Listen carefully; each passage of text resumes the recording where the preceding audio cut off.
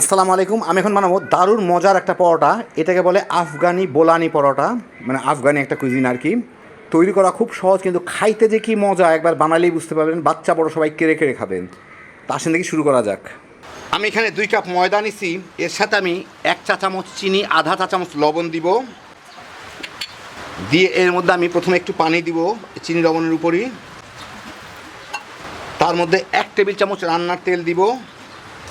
দিয়ে এই পানিটার সাথে একটু গুলাই মিশায় এই ময়দাটার সাথে মিশায় নিব। নিয়ে আমার একটা রুটি পরোটার মতো খামির তৈরি করতে হবে।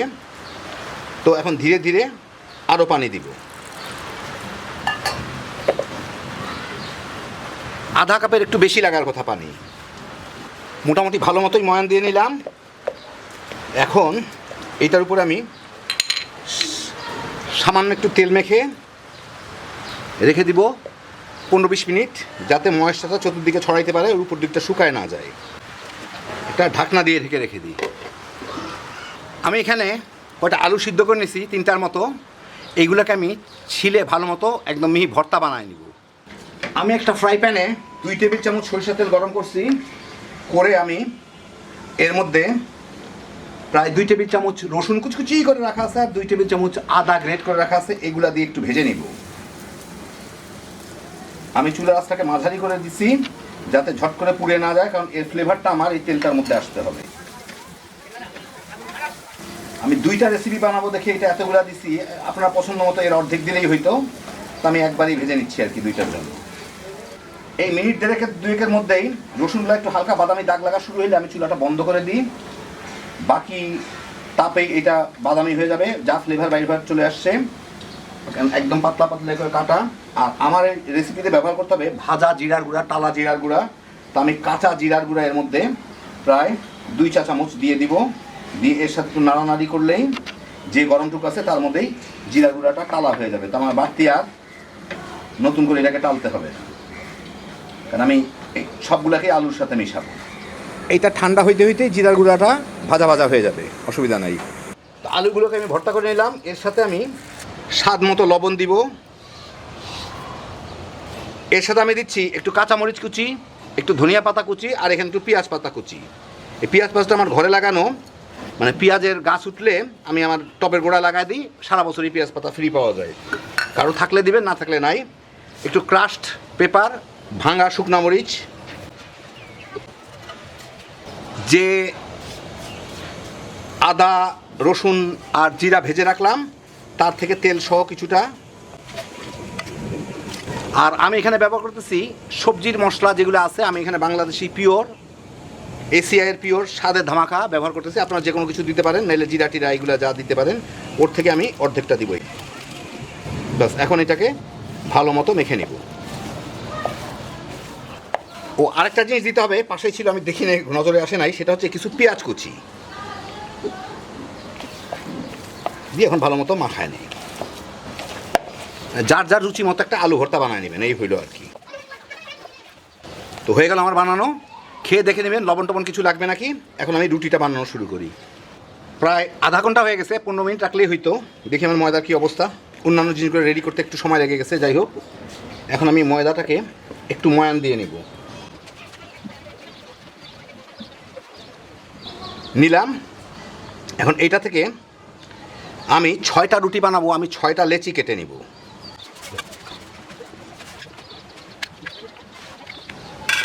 ছটা করে নিলাম। এখন এগুলোকে সুন্দর সুন্দর গোল গোল লেচি কেটে নিয়ে, মানে গোল গোল করে নিই আর কি। এখন আমি প্রতিটা লেচির থেকে একটা প্রায় 8 ইঞ্চির মতো রুটি বেলে নিব। পাতলা একটা রুটি গোল করে, একদম পারফেক্ট গোল না হলেও চলবে, টেনে টুনে পরে ঠিক করে দিব। তো মোটামুটিভাবে আমি বেলে নিলাম। একটু তেলা বেঁকা টাইপের একটা রুটি হলো, কোনো দিকে আছে কোনো দিকে নাই, অসুবিধা নাই, কারণ এগুলো টেনে টুনে পরে আমি ঠিক করে দিতে পারবো। একদম পারফেক্ট গোল হইতে হবে এমন কোনো কিছু না। এখন রুটিটার চতুর্দিকে আমি একটু পানি লাগাই নিব, কারণ এটা যখন আমি ফোল্ড করব, ভাঁজ করব, যাতে এটা লেগে থাকে। হ্যাঁ, লাগাই নিলাম। এখন এই যে পুরটা বানাইলাম, এর থেকে পর্যাপ্ত পরিমাণে পুর নিয়ে আমি এটার মাঝখানে দিব। একটু 3 কোণ আঁচে করে দেওয়ার চেষ্টা করব। আমি এটাকে 3 কোণ আঁচে ভাবে ভাঁজ করব। এটা অর্ধেকও করা যায়, মানে হাফ মুন টাইপের, আবার 3 কোণা চেয়েও করা যায়। মোটামুটি হইল। এখন আমি এইটাকে টান দিয়ে এখানে নিয়ে আসবো, এইটাকে টান দিয়ে এর উপরে, এইটাকে টান দিয়ে এর উপরে। খেয়াল রাখতে হবে যাতে কোনো দিকে ফাঁক না থাকে, আর ভিতরে একটু বাতাস আছে, এটা আমি একটু খুলে বাইর করে দিই চেপে চেপে। ব্যাস একটু চাপ দিয়ে লাগাই দিলেই হয়ে গেল। ভাজার সময় বাকিটা সিল হয়ে যাবে। তো এরকম 3 কোণাচে করে আমি সবগুলোকে বানায় নেব।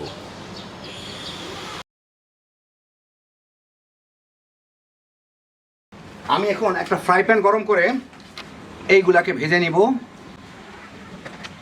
এইগুলা কিন্তু কোনো ডুবা তেল কিংবা কোনো কিছু না, এটা জাস্ট ভাজতে হবে উপরে একটু তেল ব্রাশ করে, খুব কম তেলে রান্না। আমি মাঝারি আঁচে ভাজতেছি।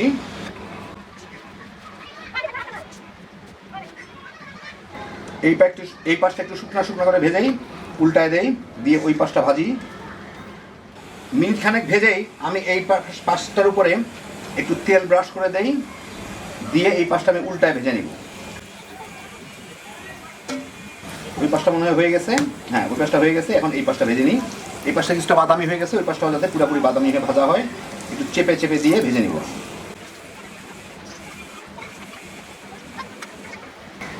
এই পাশটা ওই পাশটা একটু ভেজেই, এই পাশে যদিও তেল রয়ে গেছে, অত তেল রাখবে না, তারপর একটু হালকা তেল ব্রাশ করে দিই, দিয়ে এখন এই পাশটা উল্টায়, এই পাশটা একটু ভেজে নিই। ওই পাশটা ইনশাল্লাহ বাদামি হয়ে গেছে এর মধ্যে, হ্যাঁ দেখেন সুন্দর বাদামি হয়ে ভেজে গেছে ওই পাশটা। কারণ এই পাশটুকু আমি একটু তেল দিয়ে বাদামি করে ভেজে নিই।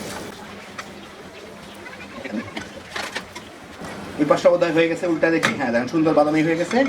এখন দুই পাশে আমার ভাজা হয়ে গেল। এই যে এই পাশটা এরকম, এই পাশটা এরকম, আর বাকিগুলোকে আমি এইভাবে ভেজে নিই। এই দেখেন হয়ে গেল আমার দারুণ মজার আফগানি পরোটা বুলানি, মানে আফগানি আলু পরোটা বলতে পারেন। খুব সহজে বানিয়ে নিতে পারেন। নিজের পছন্দ মতো পুর দিয়ে নেবেন, আমি যা দিলাম সেটাই দিতে হবে এমন কোনো কথা না। একটু অন্য রকমের, কিন্তু বাচ্চা বড় সবাই পছন্দ করবেন। সকাল বিকালের নাস্তায় খালি বানাইবেন, তামা করে খেয়ে ফেলাইতে পারবেন। অল্প খরচে হ্যাপি জোশের একটা আইটেম।